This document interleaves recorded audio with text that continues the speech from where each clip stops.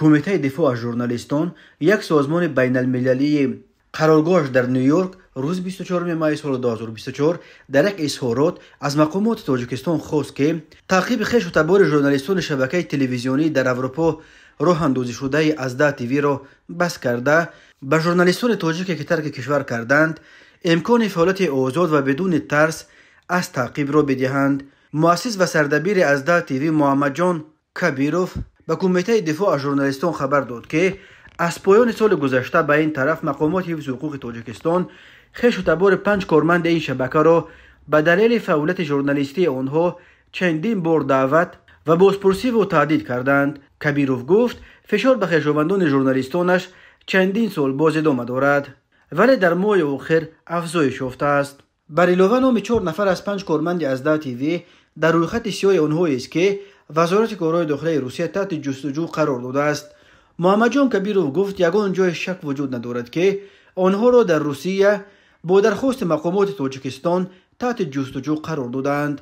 کمیته دفاع از ژورنالیستان می نویسد سازمان‌های بین المللی حامی حقوق پیوسته تاجیکستان را یکی از دولت‌های اعظم فعال در مورد تعقیبات برون مرزی می شمارند.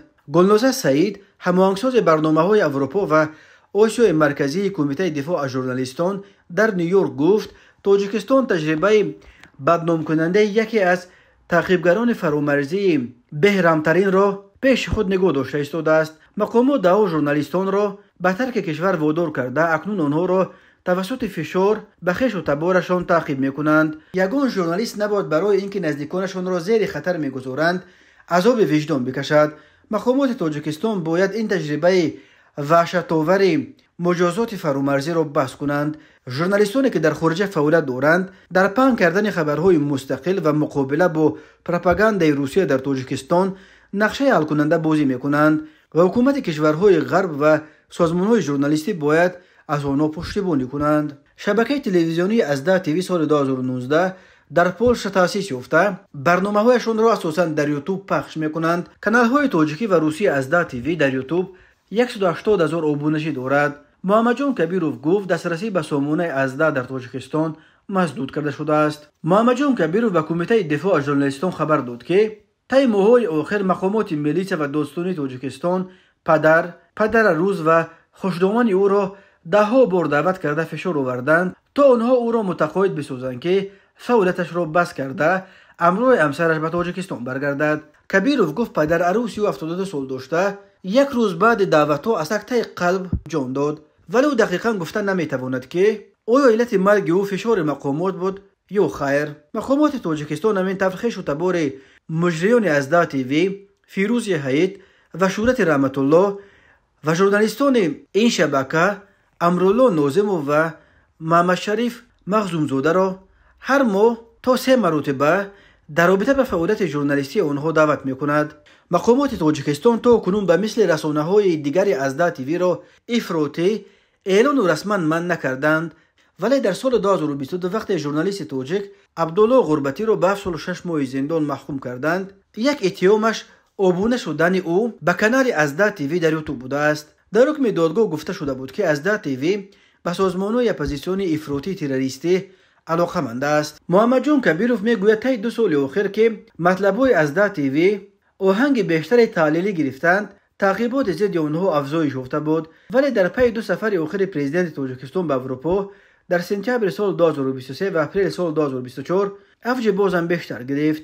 کمیته دفاع از ژورنالیستان قبلا از تعدید تعقیب مقامات تاجیکستان قرار گرفتن خویش و تبار ژورنالیستان همیرا بختیار، میرزا سلیمپور، انورا سرکار و خبر داده بود. سال گذشته شفقت جان شریپوف رهبر پیام تیوی خبر داد که برادرش را برای فعالیت‌های او با یک اتهام ساخته از روسیه استرداد در تاجیکستان زندانی کردند. ماه فوریه سال 2024 نشریه مستقل روسی مدیازون روی خط پاره افراد تحت جستجوی وزارت کارهای داخلی روسیه قرار داشته‌اش را نشر کرد. کمیته دفاع از ژورنالیستان در این روی خط اسم کمش 10 ژورنالیست تاجیک را یافت از جمله محمد جان کبیروف، شورت رحمت الله، محمد شریف مخزوم زاده و امرالله ناظموف از ازدا تیوی، شفقت جان شریپوف، عبدالمنان شیرالیف، تخمینه باباخان و وسایمه سعید و اسپیام، محمد اقبال صدرالدین مؤسس اسلو تیوی، شاعر و ژورنالیست و سیاستمدار تیمور ورقی، ژورنالیستان زاده بدخشان انورا سرکور و رستم جانی. محمد جان کبیروف گفت آنها در مورد در تاجیکستان بازدیدشان با شدن پرونده ها خبر نداشتند، ولی از دیدن نامه خود در روی خط افراد تحت جستجو حیران هم نشدند. حکومت تاجیکستان برای تعقیب فعالان و ژورنالیستان از تمام وسیله ها استفاده میبرد. کمیته دفاع از ژورنالیستان برای شرح این مسئله توسط پست الکترونی به وزارت کارهای داخله و داستان کل تاجیکستان رسما نامه فرستاده است، ولی یگان جواب نگرفته است.